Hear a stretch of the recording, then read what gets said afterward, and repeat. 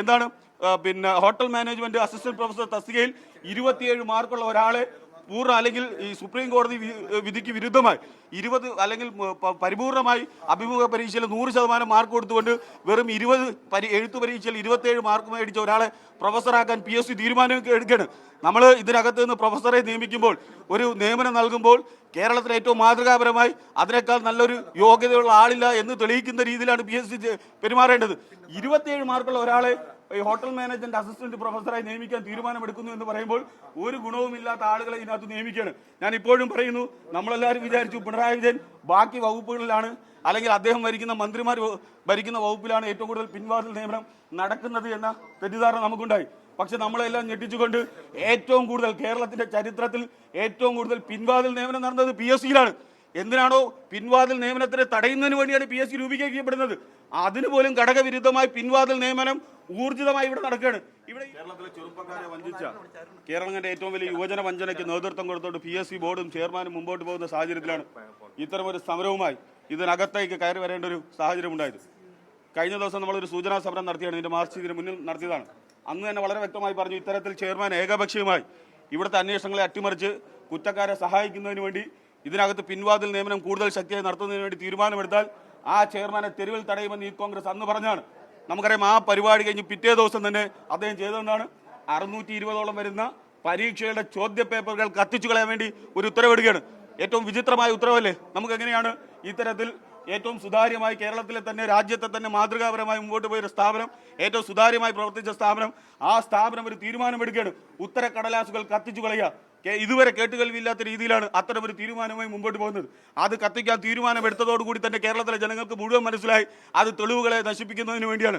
നമുക്കറിയാം, ഉത്തരക്കടലാസുകൾ വിവരാവകാശ നിയമപ്രകാരം ചോദിച്ചാൽ പോലും കൊടുക്കാത്ത സാഹചര്യത്തിലേക്ക് PSC കടന്നുപോയി നമ്മളെല്ലാവരും കണ്ടതാണ്.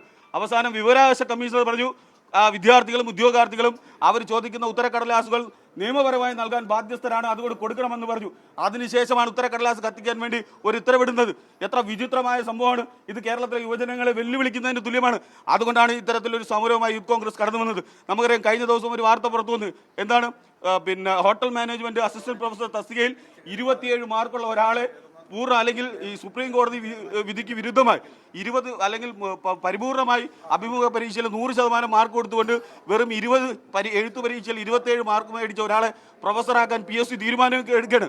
നമ്മൾ ഇതിനകത്ത് നിന്ന് പ്രൊഫസറെ നിയമിക്കുമ്പോൾ ഒരു നിയമനം നൽകുമ്പോൾ കേരളത്തിലെ ഏറ്റവും മാതൃകാപരമായി അതിനേക്കാൾ നല്ലൊരു യോഗ്യതയുള്ള ആളില്ല എന്ന് തെളിയിക്കുന്ന രീതിയിലാണ് PSC പെരുമാറേണ്ടത്.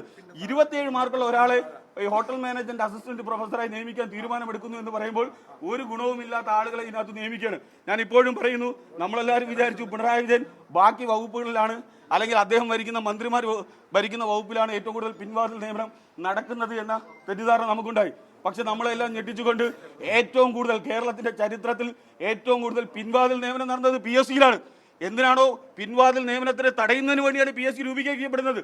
അതിന് പോലും ഘടകവിരുദ്ധമായി പിൻവാതിൽ നിയമനം ഊർജിതമായി ഇവിടെ നടക്കുകയാണ്. ഇവിടെ ഈ പറയുന്ന PSC ചെയർമാന്റെ അടക്കം ഡ്രൈവറിന്റെ ഭാര്യയ്ക്ക് നിയമനം നൽകുകയാണ്. ദേശാഭിമാനി പത്രത്തിൽ ജോലി ചെയ്യുന്നവർക്ക് നിയമനം നൽകുകയാണ്. അങ്ങനെ ഇഷ്ടക്കാർക്കും മാർക്കുകൾ വാരിക്കോരിക്കൊണ്ട് ഉത്തരക്കടലാസുകൾ അട്ടിമറിച്ചുകൊണ്ട് പിന്നെ അതുപോലെ തന്നെ മൂല്യനിർണ്ണയം പൂർണ്ണമായി നടത്താതെ കുഫോസ് അടക്കമുള്ള സ്ഥാപനങ്ങളിൽ ഇഷ്ടംപോലെ നിയമനം നടക്കുന്നതിന് വേണ്ടി PSC തീരുമാനമെടുക്കരുത്. നിങ്ങൾ കുഫോസിലെ നിയമനം ശ്രദ്ധിച്ചാൽ മനസ്സിലാവും. ആ ഫിഷറീസ് അസിസ്റ്റന്റ് നിയമനവുമായി ബന്ധപ്പെട്ട് 44 പേരെ PSC വഴി നിയമിച്ചു. ആ 44 പേരിൽ 38 പേരും ആ കുഫോസ് സർവകലാശാലയിലുള്ള ഉദ്യോഗാർത്ഥികളാണ്, അവിടെ പഠിച്ചവരാണ്. അതെന്താ അത് യാദൃശ്യമായി കാണാൻ കഴിയുമോ? അതത്ര നിഷ്കളങ്കമായി കാണാൻ കഴിയുമോ? ഇവിടെ നിങ്ങൾ നോക്കൂ, കുഫോസിലെ അല്ലെങ്കിൽ ആ നിയമനവുമായി ബന്ധപ്പെട്ട് ചോദ്യ പേപ്പർ തയ്യാറാക്കിയത് ആരാണ്? കുഫോസിലെ അധ്യാപകരാണ്. എഴുത്തു പരീക്ഷയ്ക്ക് മേൽനോട്ടം നൽകുന്നത് കുഫോസിലെ അധ്യാപകരാണ്. അതുപോലെ തന്നെ പിന്നെ ഇന്റർവ്യൂ നടത്തുന്നത് കുഫോസിലെ അധ്യാപകരാണ്. അപ്പോൾ എല്ലാം കുഫോസിന് വിട്ടുകൊടുത്തുകൊണ്ട് PSCക്ക് എന്ത് പണിയാണ് ഇവിടെയുള്ളത്? PSCയെ നോക്കുകുത്തിയാക്കിക്കൊണ്ട് ഇവിടെ മുമ്പോട്ട് പോകുന്നതാണ് നമുക്ക് കാണാൻ കഴിയുന്നത്. ഞങ്ങൾ കഴിഞ്ഞ ദിവസം പറഞ്ഞു PSC ചെയർമാനെ തെരുവിൽ തടയുമെന്ന് പറഞ്ഞു. അത് കാരണമാണ് ഇന്ന് ഞാൻ മനസ്സിലാക്കുന്നത് PSC ചെയർമാൻ ബോർഡ് മറച്ചുകൊണ്ട് ഇതിനകത്തേക്ക് കയറി വന്ന് നിങ്ങൾ എല്ലാവരും കണ്ടു. അതിന് അദ്ദേഹത്തിന് ശീലമാക്കേണ്ടി വരും. ഈ PSC ചെയർമാന്റെ ബോർഡ് വെച്ചുകൊണ്ട് PSC ചെയർമാന് തെരുവിലിറങ്ങാൻ കഴിയാത്ത രീതിയിൽ യൂത്ത് കോൺഗ്രസ് പ്രതിരോധിക്കുമെന്നുള്ളതിൽ ഒരു തർക്കവുമില്ല. തലയിൽ മുണ്ടിട്ട് നടക്കുമെന്നുള്ളതിൽ ഒരു തർക്കവുമില്ല. ശക്തമായ സമരവുമായി മുമ്പോട്ട് പോകും. ഇങ്ങനെ അന്വേഷണങ്ങൾ അട്ടിമറിക്കുന്ന രീതിയിൽ മുമ്പോട്ട് പോയാൽ, നമ്മൾ കഴിഞ്ഞ ദിവസം നടത്തിയ സമരം എന്തായിരുന്നു?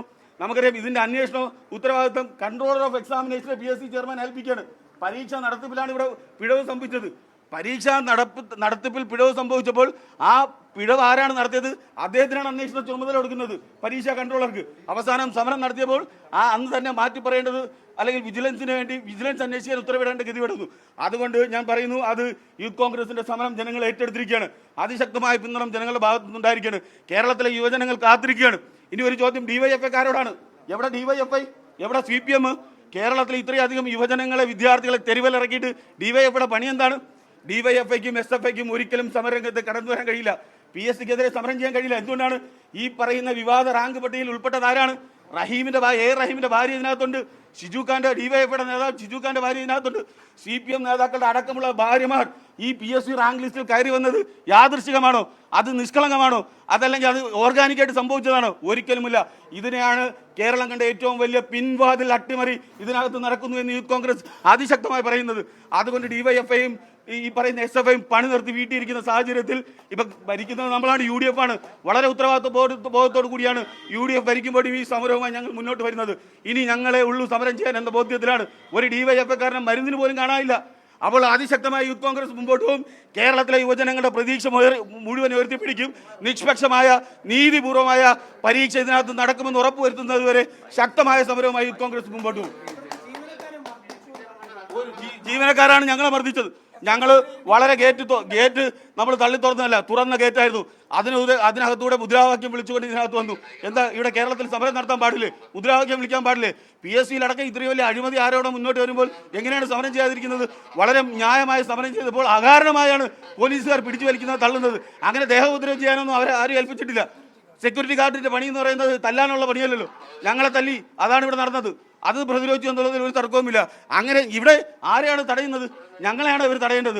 ഇവിടെ കള്ളന്മാരെ കയറ്റിയിരുത്തിയിട്ട് ഞങ്ങളെ തടഞ്ഞിട്ട് വല്ല കാര്യമുണ്ടോ? ഇവിടെ പിൻവാതിൽ നിയമനം വഴി കയറിയവരെ എടുത്ത് വെളിയിലാക്കണ്ടേ? PSC ചെയർമാന്റെ ഡ്രൈവറിന്റെ ഭാര്യ ഇതിനകത്ത് ജോലിയല്ലേ? ഈ തന്റെ ഇടമുള്ള സെക്യൂരിറ്റിക്കാർ അവരെ പിടിച്ച് വെളിയിലാക്ക്. ഇവിടെ നടത്തേണ്ടത് അതാണ്. ശക്തമായ അന്വേഷണം നടത്തുക. ഞങ്ങൾ ഇനിയും ശക്തമായ സമരം നടത്തും, മുമ്പോട്ട് ഒരു തർക്കവുമില്ല.